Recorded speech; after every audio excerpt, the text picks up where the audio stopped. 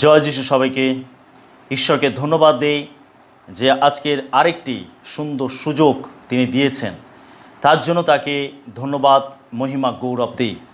এবং এই সুন্দর সময়ে আমার সমস্ত বন্ধুদেরকে আমি প্রভু যিশুর নামে স্বাগত জানাই। প্রভুর আশীর্বাদ অনুগ্রহ আপনার জীবনকে পরিপূর্ণ করুন। আজকের আমি ঈশ্বরের বাক্য থেকে আলোচনা করব যে বিষয়টি নিয়ে এর আগের ভিডিওটিতে আমি আলোচনা করেছি। রাজ মুকুট বা পুরস্কার নিয়ে আমি আলোচনা করেছি।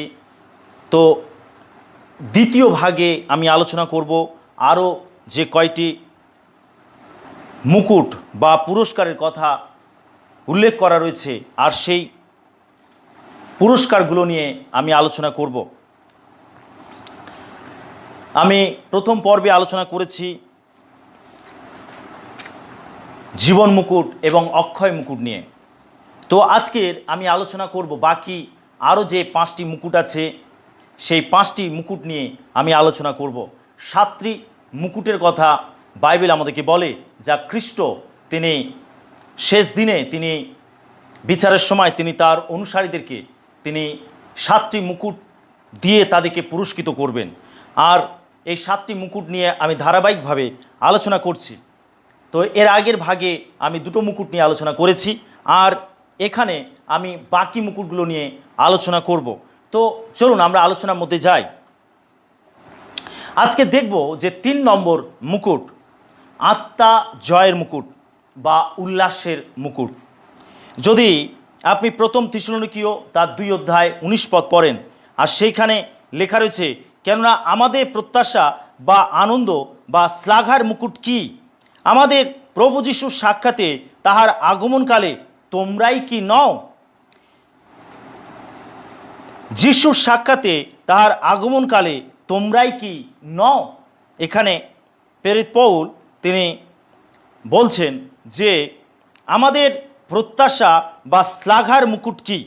বলছে তোমরাই কি নও। তার মানে 20 পদে লেখা রয়েছে, বাস্তবিক তোমরাই আমাদের গৌরব ও আনন্দভূমি। অর্থাৎ এখানে আমরা দেখি যে প্রেরিত পৌল যাদেরকে যিশুর জন্য জয় করেছিলেন, যাদের কাছে তিনি সুসমাচার দিয়ে তাদেরকে প্রভুতে তিনি ফিরিয়ে এনেছিলেন, পরিত্রাণের পথে তাদেরকে এনেছিলেন, যাদের জীবন পরিবর্তন হয়েছিল, প্রেরিত পৌলের মাধ্যমে যারা খ্রিস্টকে গ্রহণ করেছিল, যে আত্মাগুলোকে তিনি জয় করেছিলেন। আর প্রেরিত পৌল তিনি বলছেন যে তোমরাই তো আমার আনন্দভূমি, আমার শ্লাঘার বিষয়, আমার গৌরবের বিষয়। কারণ তোমরাই হলো প্রমাণ যে আমি তোমাদেরকে খ্রিস্টের কাছে নিয়ে এসেছি। আর এখানে আমরা দেখি যে এখানে প্রেরিত পৌল তিনি বলছেন শ্লাঘার মুকুট কি, আনন্দ বা শ্লাঘার মুকুট কি।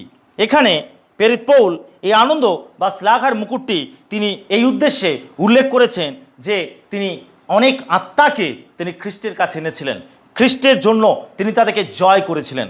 আর সেই জন্য এটা হলো আত্মা জয়ের মুকুট বা উল্লাসের মুকুট। আত্মা জয়ের মুকুট বা উল্লাসের মুকুট। এই মুকুট তাদের জন্য যারা হারিয়ে যাওয়া পাপী তাপী মানুষকে খ্রিস্টের কাছে নিয়ে আসবে বা খ্রিস্টের জন্য তাদেরকে জয় করবে।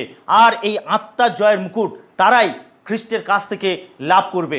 যদি আপনি একজন খ্রিস্টের সেবক হন, যদি আপনি চান যে আপনি আত্মা জয়ের মুকুট খ্রিস্টের কাছ থেকে আপনি লাভ করবেন, তাহলে অবশ্যই আপনাকে আত্মা জয় করতে হবে। আপনাকে অনেক হারিয়ে যাওয়া আত্মাকে প্রভুর কাছে ফিরিয়ে আনতে হবে। আর যদি আপনি এই কাজেতে বিশ্বস্ত থাকেন, যদি আপনি আত্মাদেরকে ফিরিয়ে নিয়ে আসেন প্রভুর কাছে, তাহলে প্রভু আপনাকে কিন্তু এই আত্মা জয়ের মুকুট পরিয়ে আপনাকে পুরস্কৃত করবেন। তো যদি আমরা চাই এই মুকুটকে লাভ করতে, আত্মা জয়ের মুকুট লাভ করতে, যেভাবে প্রেরিত পৌল করেছিলেন, যদি আমরা চাই যে এই আত্মা জয়ের মুকুট আমরা খ্রিস্টের কাছ থেকে লাভ করব, তাহলে আমাদেরকে কি করতে হবে? সাক্ষ্য বহন করতে হবে, সুসমাচার প্রচার করতে হবে, এবং ঈশ্বরের রাজ্যের জন্য দান দশমাংশ উপহার দিয়ে ঈশ্বরের রাজ্যকে আগিয়ে নিয়ে যেতে হবে। আর এই কাজ যারা করবে তারাই কিন্তু আত্মা জয়ের মুকুট তারা খ্রিস্টের কাছ থেকে লাভ করবে। হালেলুয়া। খ্রিস্টেতে পরিশ্রম নিষ্ফল নয়। আপনি যদি খ্রিস্টের জন্য পরিশ্রম করেন, তাহলে খ্রিস্ট কিন্তু আপনাকে পুরস্কৃত করবেন। আপনি বৃথা, আপনার পরিশ্রম বৃথা যাবে না। আপনি খ্রিস্টের জন্য যা কিছু পরিশ্রম করবেন, খ্রিস্ট কিন্তু তার জন্য আপনাকে পুরস্কৃত করবেন। আপনি হয়তো খ্রিস্টের নাম প্রচার করার জন্য অনেক লাঞ্ছনা, অপমান, অনেক যন্ত্রণার কষ্টের মধ্যে থেকে যাচ্ছেন, কিন্তু আপনি স্থির থাকুন। আপনি আপনার কাজকে আপনি ধরে রাখুন, আগে নিয়ে যান। আপনি তাপি মানুষকে, হারিয়ে যাওয়া মানুষকে আপনি খ্রিস্টের কাছে ফিরে নিয়ে আসুন, আর দেখবেন যে শেষ দিনে খ্রিস্ট আপনাকে এই আত্মা জয়ের মুকুট আপনার মাথায় পরাবেন। আর তখন আপনি কত মহিমান্বিত হবেন। আপনার সমস্ত পরিশ্রম তখন সার্থক হবে, বৃথা যাবে না আপনার পরিশ্রম। যা কিছু আপনি খ্রিস্টের জন্য বপন করবেন, তো আপনি খ্রিস্টের জন্য আপনি ভালো শস্যই কাটবেন। যদি ভালো বীজ আপনি বপন করেন, ভালো শস্যই আপনি কাটবেন।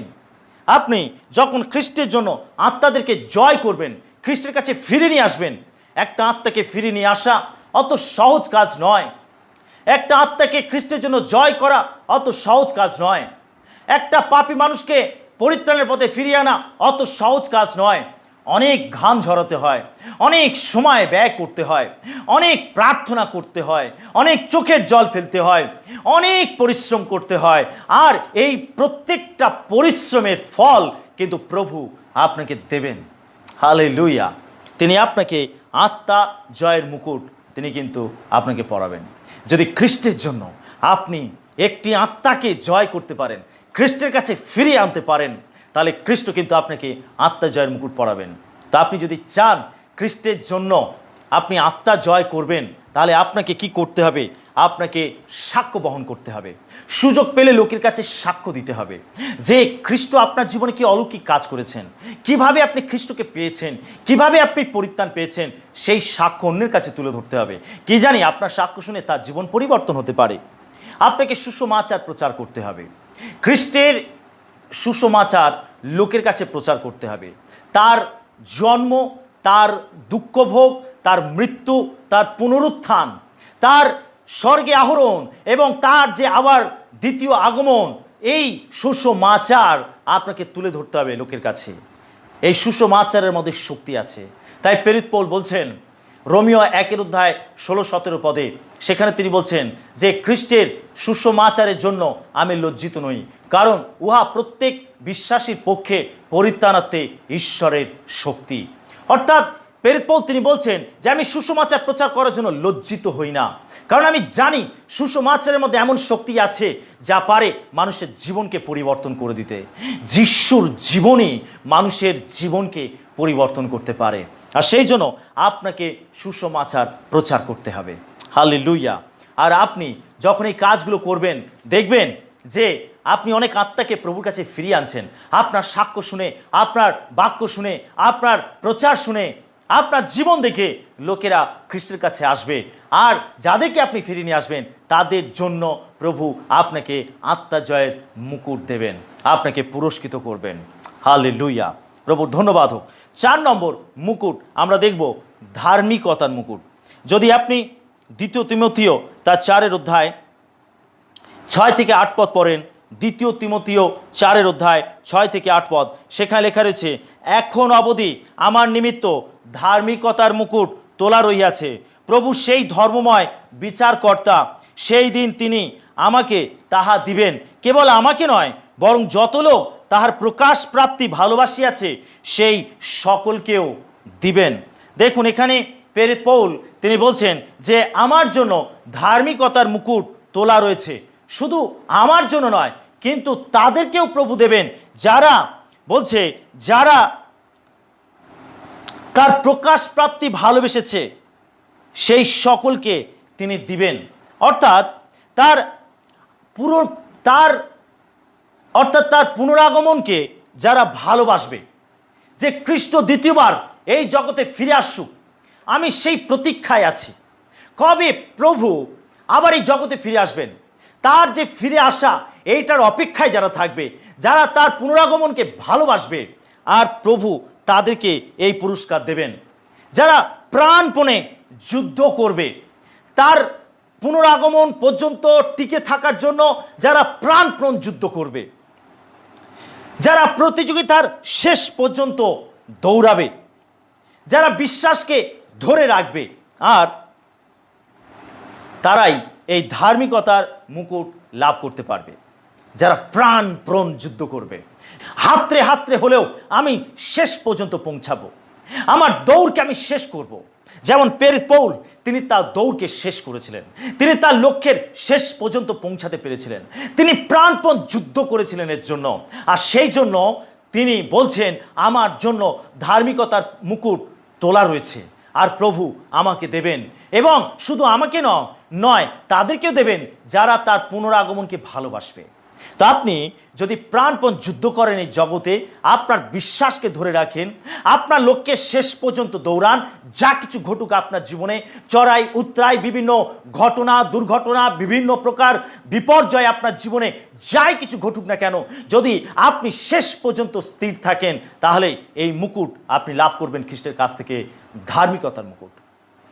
যদি আপনি তার আগমনকে ভালোবাসেন, সেই পর্যন্ত যদি আপনি টিকে থাকেন, প্রাণপণ করেন, তাহলে এই ধার্মিকতার মুকুট প্রভু আপনাকে দেবেন। তো ধার্মিকতার মুকুট কারা পাবে?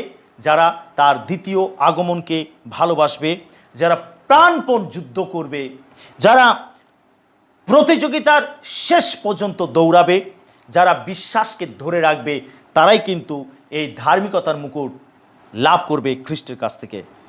5 নম্বর মুকুট আমরা দেখব, প্রতাপ মুকুট। প্রতাপ মুকুট, প্রথম পিতর তার 5 অধ্যায় 2 থেকে 4 পদ, সেখানে লেখা রয়েছে, তোমাদের মধ্যে ঈশ্বরের যে পাল আছে তাহা পালন করো, কুৎসিত লাভার্থে নয়, নিরূপিত অধিকারের উপরে কর্তৃত্বকারী রূপে নয়, কিন্তু পালের আদর্শ হইয়া করো, তাহাতে প্রধান পালক প্রকাশিত হইলে তোমরা অম্লান প্রতাপ মুকুট পাইবে। এখানে দেখি প্রতাপ মুকুট কাদের জন্য, কারা পাবে প্রতাপ মুকুট? বলছে বিশ্বস্ত পালকেরা পাবে। বিশ্বস্ত পালক, বিশ্বস্ত পালক যারা মেষপালকে চড়ায়, সেই সমস্ত পালকেরা পাবে। যারা বিশ্বস্ত পালক তারাই পাবে, যারা বিশ্বস্তভাবে পালকীয় কাজ করবে। ঈশ্বর যে পাল তাদের অধীনে দিয়েছেন, তাদেরকে বিশ্বস্তভাবে পরিচালনা করবে, তাদেরকে সঠিক চরানিতে নিয়ে যাবে, উত্তম চরানিতে চড়াবে, তাদের প্রত্যেকটি বিষয়ের খেয়াল রাখবে, তাদেরকে ঠিকভাবে খাদ্য দেবে, তাদের যত্ন নেবে। সেই সমস্ত বিশ্বস্ত পালককে তিনি এই প্রতাপ মুকুট দেবেন। যদি আপনি একজন স্পিরিচুয়াল লিডার হন, আত্মিক নেতা নেত্রী হন, তাহলে আপনার জন্য এই মুকুট তোলা রয়েছে, প্রতাপ মুকুট। যদি আপনি বিশ্বস্তভাবে সেই কাজ করেন, যদি আপনি একজন স্পিরিচুয়াল লিডার হন, যদি আপনি বিশ্বস্তভাবে সেই কাজ করেন, তাহলে এই মুকুট প্রভু আপনাকে দেবেন। আজকাল আমরা দেখি যে পরিচর্যা কাজে নাম করে কত ধরনের মন্দ কাজ চলছে। অনেক বিশ্বাসীর বিশ্বাস ভেঙে যায়, অনেক বিশ্বাসী সরে যায়। অনেক স্পিরিচুয়াল লিডার আছে যারা যারা নিজের স্বার্থের জন্য এই কাজ করে, তারা এটাকে জীবিকার মতো করে নিয়েছে। তারা অর্থের জন্য, নিজের স্বার্থের জন্য, নিজের সুবিধা পাওয়ার জন্য তারা এই কাজ করে। সেবার কাজকে তারা কি করেছে, তারা জীবিকা বানিয়ে দিয়েছে। এটাকে নিয়ে অনেকে অনেক ধরনের ব্যবসা করছে, আর তারা কিন্তু এই প্রতাপ মুকুট পাবে না। তারা প্রভুর কাছ থেকে লজ্জিত হবে, অপমানিত হবে। প্রভু তাদেরকে বিদ্রুপ করবেন, ধিক্কার জানাবেন। কারণ জানতে হবে পরিচর্যা পদ ঈশ্বর থেকে আসে। ঈশ্বর দেন পরিচর্যা পদ, মানুষ নয়, ঈশ্বর দেন। ঈশ্বর আপনাকে এই পরিচর্যা পদ দিয়েছেন, ঈশ্বর আপনাকে একজন লিডার বানিয়েছেন, ঈশ্বর আপনাকে সেই অধিকার দিয়েছেন যেন আপনি অন্যদেরকে নেতৃত্ব করেন। আর যদি আপনি বিশ্বস্তভাবে সেই কাজ না করেন, তাহলে কিন্তু তার কৈফিয়ত প্রভুকে দিতে হবে। আর যদি আপনি বিশ্বস্তভাবে সেই কাজ করেন, তাহলে প্রতাপ মুকুট কিন্তু তারা পাবে, তারা পাবে। যারা ঈশ্বরের বাক্য ঘোষণা করে, এই মুকুট তারা পাবে। যদি আপনি 2 তিমথিও তার 4 অধ্যায় 1 থেকে 5 পদ পড়েন, সেখানে লেখা রয়েছে, খুব ধৈর্যের সঙ্গে শিক্ষা দিয়ে লোকদের দোষ দেখিয়ে দাও, তাদের সাবধান করো, উপদেশ দাও। এই কাজগুলো যারা করবে, আর তারাই কিন্তু এই প্রতাপ মুকুট লাভ করবে। বিশেষ করে যারা ঈশ্বরের বাক্য ঘোষণা করে, প্রচার করে, এই মুকুট তাদের জন্য প্রতাপ মুকুট। যদি আপনি আপনার বাক্যের দ্বারা কানচুলকানি বাক্য না দিয়ে, খোসামতকারী বাক্য না দিয়ে যদি আপনি নিরাময় বাক্য দেন, যে বাক্যের দ্বারা মানুষ চেতনা পাবে, মন পরিবর্তন করবে, সঠিক শিক্ষা লাভ করবে, সঠিক দৃষ্টি পাবে, সঠিক পথ তারা দেখতে পাবে, তাদের জীবন পরিবর্তন হবে, আর এই রকম বাক্য যদি আপনি ঘোষণা করেন, ঈশ্বরের সত্য বাক্যকে যদি আপনি তুলে ধরেন, তাহলে কিন্তু এই প্রতাপ মুকুট প্রভু আপনাকে দেবেন। আধ্যাত্মিক তত্ত্বাবধান দ্বারা ঈশ্বরকে সন্তুষ্ট যারা করে তারাই কিন্তু এই মুকুটের অধিকারী হবে। যদি আপনি গালাতীয় 1:10 পদ পড়েন, সেখানে লেখা রয়েছে, যদি আপনি আত্মিক তত্ত্বাবধান দ্বারা যদি আপনি ঈশ্বরকে সন্তুষ্ট করেন, আত্মিক পরিচর্যা দ্বারা যদি আপনি ঈশ্বরকে সন্তুষ্ট করেন, তাহলে কিন্তু এই পুরস্কার আপনি লাভ করতে পারবেন। তো এই প্রতাপ মুকুট কারা পাবে? যারা বিশ্বস্ত পালক তারা কিন্তু এই মুকুট পাবে, যারা ঈশ্বরের বাক্যকে ঘোষণা করে তারা এই মুকুট পাবে, এবং যারা আত্মিক তত্ত্বাবধান দ্বারা ঈশ্বরকে সন্তুষ্ট করবে তারাই কিন্তু এই প্রতাপ মুকুট লাভ করবে। এবারে আমরা দেখব বিজয় মুকুট। প্রকাশিত বাক্য তার 3 অধ্যায় 11 পদে লেখা রয়েছে, আমি শীঘ্র আসিতেছি, তোমার যাহা আছে তাহা দৃঢ়রূপে ধারণ করো, যেন কেহ তোমার মুকুট অপহরণ না করে। আর এখানে লেখা রয়েছে যে জয় করে। আমরা এখানে দেখি যে এখানে বিজয় মুকুট, যে বিজয়কে ধরে রাখবে, যে বিজয়কে রক্ষা করবে। যদিও এখানে পার্টিকুলার বিজয় মুকুটের কথা উল্লেখ করছে না, কিন্তু এখানের লেখা অনুযায়ী এখানে প্রভু তিনি বলছেন যে জয় করে তাকে আমি বিজয় মুকুট দেব। যে তোমার কাছে যেটা আছে সেটা দৃঢ়রূপে ধরে রাখো এবং তোমার বিজয়কে তুমি রক্ষা করো, তাহলে আমি তোমাকে বিজয় মুকুট দেব। এখানে আমাদেরকে যে জয় করে তাকে ঈশ্বর বিজয় মুকুট দেবেন, যে জয় করে। অর্থাৎ আপনার কাছে যেটা আছে যদি আপনি ওটা শক্ত করে না ধরেন, তার মানে কেউ আছে যে আপনার কাছে যেটা আছে সেটাকে কেড়ে নিতে পারে। আপনার কাছে কি আছে? পরিত্রাণ আছে। আপনার কাছে কি আছে? অনন্ত জীবন আছে। আপনার কাছে কি আছে? আত্মিক দানগুলো আছে। আর এইগুলোকে যদি আপনি শক্ত করে না ধরেন, তাহলে আমাদের যে বিপক্ষ শয়তান সে কিন্তু ওটাকে কেড়ে নেবে। যদি আপনি ঢিলা দিয়েছেন, তাহলে কিন্তু শয়তান ওটাকে কেড়ে নেবে। আর সেই জন্য বাইবেল বলছে যে এটাকে শক্ত করে ধরে রাখবে। তোমার কাছে যা আছে, ঈশ্বর তোমাকে যা দিয়েছেন, সেটাকে তুমি শক্ত করে ধরে রাখো। আর তুমি যদি শক্ত করে ধরে রাখো, তোমার বিজয়কে তুমি যদি রক্ষা করো, তাহলে কিন্তু তিনি তোমাকে বিজয় মুকুট দেবেন। হালেলুয়া। আমরা দেখি যে কয়েকজন আছে যারা ঢিলা দিয়েছিল। যদি আপনি এশোকে দেখেন, ইসাহাকের 2 ছেলে এশো আর যাকব। এশো ছিল বড় আর যাকব ছিল ছোট। আর এশো সে এত ক্ষুধার্ত ছিল, সে খুব ভালো শিকার করতে পারত। আর সে একবার শিকার থেকে ফিরে এত ক্ষুধার্ত ছিল, সেই সময় যাকব কি করছিল? ডাল রান্না করছিল। সে ভালো রান্না করতে পারত, আর এশো সে ভালো শিকার করতে পারত। আর সে এত ক্ষুধার্ত ছিল যে সে একেবারে মৃতপ্রায় হয়ে গেছিল। আর সেই জন্য যাকবের কাছে এসে বলল যে তুমি যেটা রান্না করছো সেটা আমাকে দাও। যাকব তখন বলেছিল যে তোমার জ্যৈষ্ঠাধিকার আমাকে দাও, তাহলে আমি তোমাকে 1 বাটি ডাল দেব। আর এসো সে কি করেছিল? তার এই আশীর্বাদকে, সে যে বড় সন্তান, তার যে আশীর্বাদ, তার যে অধিকার, সে সেটাকে কি করেছিল? ডালের বিনিময়ে সে সেটাকে যাকবের কাছে বিক্রি করে দিয়েছিল।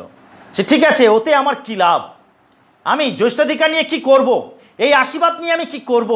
তুমি নাও, তুমি রাখো, আমাকে কেবল 1 বাটি ডাল দাও। আর যাকব তাকে ডাল দিয়েছিল, এবং এসো সে কি করেছিল? তার আশীর্বাদকে সে সামান্য মনে করেছিল, তুচ্ছ মনে করেছিল, সে যাকবের কাছে বিক্রি করে দিয়েছিল। আপনি দেখুন শাউল সে ইসরায়েলের প্রথম রাজা ছিল, আর সেও তার আশীর্বাদকে, তার অভিষেককে হেয় করেছিল, সামান্য মনে করেছিল। আর সেই জন্য শাউলের অভিষেক দাউদের উপরে গেছিল, দাউদ সেটাকে লাভ করেছিল, দাউদ শাউলের জায়গায় রাজা হয়েছিলেন।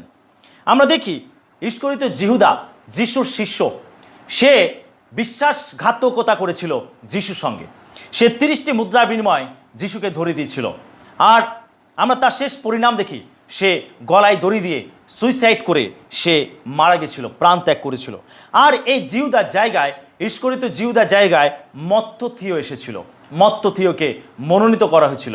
যেটা এরশদ ছিল সেটা যাকব পেল, যেটা শৌলের ছিল সেটা দাউদ পেল, এবং যেটা ইস্করিত জিহুদার ছিল সেটা মত্তথিও পেল।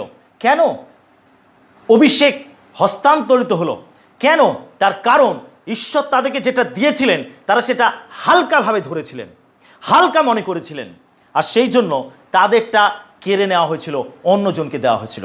তো সেই জন্য যদি আপনি চান এই বিজয় মুকুট লাভ করতে, তাহলে আপনার কাছে যেটা আছে সেটাকে শক্ত করে ধরতে হবে। যে অভিষেক প্রভু আপনাকে দিয়েছেন, যে দান প্রভু আপনাকে দিয়েছেন, যে পরিচর্যা পদ আপনাকে দিয়েছেন, যে ক্ষেত্র আপনাকে দিয়েছেন, যে পরিত্রাণ প্রভু আপনাকে দিয়েছেন, যদি আপনি সেটাকে শক্ত করে না ধরেন, যদি ওটাকে রক্ষা না করেন, তাহলে আপনি কখনো বিজয় মুকুট প্রভুর কাছ থেকে লাভ করতে পারবেন না। তাই আপনার যেটা আছে সেটা শক্ত করে ধরুন, যারা আপনি প্রভুর কাছ থেকে বিজয় লাভ করতে পারেন, আপনার বিজয়কে আপনি রক্ষা করতে পারেন। হালেলুয়া। তারপরে আমরা দেখব শহীদের মুকুট। প্রকাশিত বাক্য 6 অধ্যায় তার 9 পদ। প্রকাশিত বাক্য 6 অধ্যায় 9 পদ, সেখানে লেখা রয়েছে, পরে তিনি যখন সপ্তম মুদ্রা খুলিলেন, তখন আমি দেখিলাম বেদির নিচে সেই লোকদের প্রাণ আছে, যাহারা ঈশ্বরে বাক্য প্রযুক্ত এবং তাহাদের কাছে যে সাক্ষ্য ছিল তৎপ্রযুক্ত নিহত হইয়াছিলেন। তারপরে আমরা দেখব 7 অধ্যায় 13 থেকে 16। পরে প্রাচীনবর্গের মধ্যে একজন আমাকে কহিলেন, শুক্ল বস্ত্র পরিত এই লোকেরা কে ও কোথা হইতে আসিল? আমি তাহাকে বলিলাম, হে আমার প্রভু, তাহা আপনিই জানেন। তিনি তাহাকে কহিলেন, ইহারা সেই লোক যারা সেই মহাক্লেশের মধ্য হইতে আসিয়াছে এবং মেষশাবকের রক্তে আপন আপন বস্ত্র ধৌত করিয়াছে ও শুক্লবর্ণ করিয়াছে। এই জন্য ইহারা ঈশ্বরের সিংহাসনের সম্মুখে আছে এবং তাহারা দিবারাত্র তাহার মন্দিরে তার আরাধনা করে। আর যিনি সিংহাসনে বসিয়াছেন তিনি ইহাদের উপরে আপন তাম্বু বিস্তার করিবেন। ইহার আর কখনো ক্ষুধিত হইবে না, আর কখনো তৃষ্ণার্ত হইবে না, এবং ইহাদিওকে রৌদ্র বা কোনো উত্তাপ লাগিবে না। এখানে দেখি যে শহীদদের কথা লেখা রয়েছে। ঈশ্বরের বিচারাসনের সম্মুখে এই ধরনের আত্মাগুলো রয়েছে, যারা খ্রিস্টের জন্য এই জগতে শহীদ হয়েছে।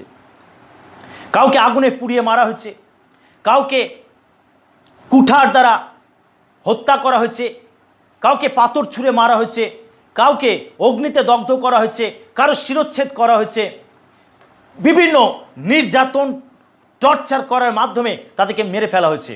আর তাদেরই আত্মা কোথায় রয়েছে? ঈশ্বরের বেদির সামনে। জানতে হবে প্রভুর জন্য যারা শহীদ হবে তারা একেবারে ভিআইপি আসন পাবে, তারা স্বর্গেতে ভিআইপি আসন পাবে, একদম ঈশ্বরের বেদির সামনে তারা স্থান পাবে।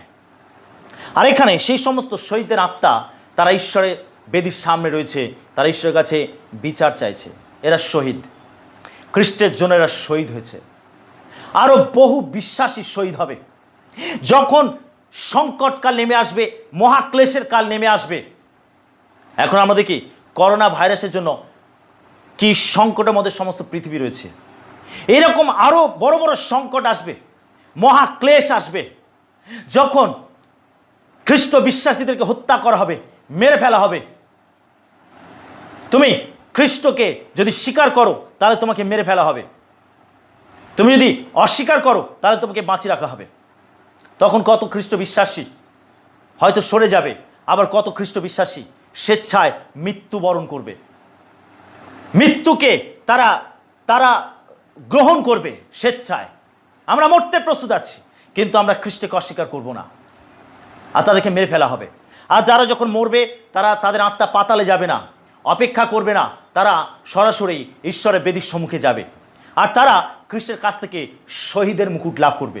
শহীদের মুকুট খ্রিস্টেতে যারা প্রাণ দেয় তারা শহীদের মুকুট লাভ করবে।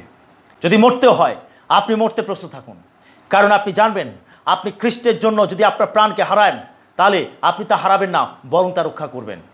আর যদি আপনি নিজে প্রাণকে রক্ষা করেন, খ্রিস্টকে জলাঞ্জলি দেন, আপনি সেটাকে চিরকালের জন্য হারাবেন। তাই খ্রিস্টের জন্য যারা শহীদ হবে তাদের আত্মা কোথায় যাবে? তারা সরাসরি ঈশ্বরের সিংহাসনের সম্মুখে যাবে। তারা সম্মুখাসম্মুখী খ্রিস্টকে দেখবে, ঈশ্বরকে দেখবে, দর্শন লাভ করবে। ঈশ্বর তাদেরকে সেই স্থান দেবে, তাদের উপরে তার হাতকে বাড়াবে, তিনি তাদের উপরে আপনার স্তম্ভ বিস্তার করবে, তাদের চোখের জল তিনি মুছে দেবেন, তাদের রোদ কি উত্তাপ আর লাগবে না, শীত কি উত্তাপ আর লাগবে না, তাদের খিদেকে তৃষ্ণার হবে না, তাদের চোখের জল ঈশ্বর মুছে দেবেন, তাদের আর কোনো কষ্ট হবে না, কারণ প্রভু তাদেরকে শহীদের মুকুট দিয়ে পুরস্কৃত করবেন। হালেলুয়া। প্রভুর জন্য যারা লাঞ্ছিত হয়, অপমানিত হয়, তাড়িত হয়, এমনকি যারা মৃত্যুবরণ পর্যন্ত করে, খ্রিস্ট তাদেরকে শহীদের মুকুট দিয়ে পুরস্কৃত করবেন। খ্রিস্টের জন্য যারা শহীদ হবে, খ্রিস্ট তাদেরকে শহীদের মুকুট পরিয়ে পুরস্কৃত করবেন। হালেলুয়া। তো আজকের আমরা দেখলাম 5টি মুকুট: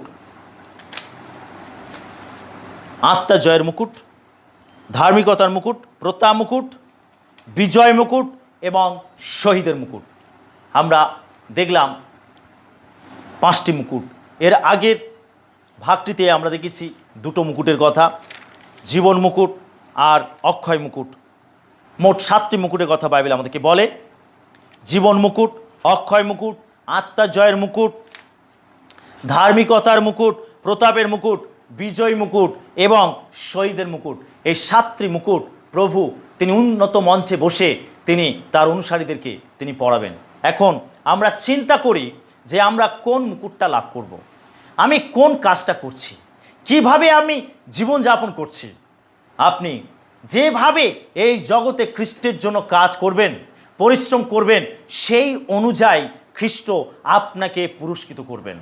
প্রভুতে পরিশ্রম নিষ্ফল নয়, তাই প্রভুর জন্য পরিশ্রম করুন, প্রভুর জন্য ত্যাগ স্বীকার করুন, প্রভুকে প্রেম করুন, প্রভুর জন্য সহ্য করুন, প্রভুর জন্য কাজ করুন।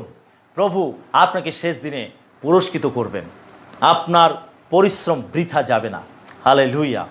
আমি বিশ্বাস করি যে এই 7টি পুরস্কার আপনি পাওয়ার জন্য আকাঙ্ক্ষিত হয়েছেন এবং আপনি প্রভুর কাছ থেকে তা লাভ করতে পারেন। হালেলুয়া। শেষ দিনে যেন আমাদের প্রত্যেকের মাথায় কিছু না কিছু মুকুট দেখতে পাওয়া যায়। যদি 7টি মুকুট থাকে তো খুবই ভালো, আপনি সেখানে ঘন্টায় ঘন্টায় আপনি মুকুট চেঞ্জ করে একটার পর একটা মুকুট আপনি পরবেন। হালেলুয়া। আর কত মহিমা হবে আপনার, কত প্রশংসা হবে আপনার, সবাই আপনার মাথায় মুকুটগুলো দেখবে আর কত মহিমা করবে আপনার, যে আপনি জগতে বৃথা জীবনযাপন করেননি, আপনি খ্রিস্টের জন্য কত কাজ করেছেন, আর সেই দিনই তা প্রমাণিত হবে। হালেলুয়া। ঈশ্বরের ধন্যবাদ হোক। তো প্রত্যেকে এই মুকুট পাওয়ার জন্য পরিশ্রম করুন, যেন আপনি প্রভুর কাছ থেকে এই পুরস্কার লাভ করতে পারেন, যা খ্রিস্ট আমাকে আপনাকে দেওয়ার জন্য তিনি রেখেছেন স্বর্গরাজ্যে। হালেলুয়া। ঈশ্বরের ধন্যবাদ হোক। সবাই ভালো থাকবেন, সবাই নিজের খেয়াল রাখবেন। সবাইকে জয় যিশু।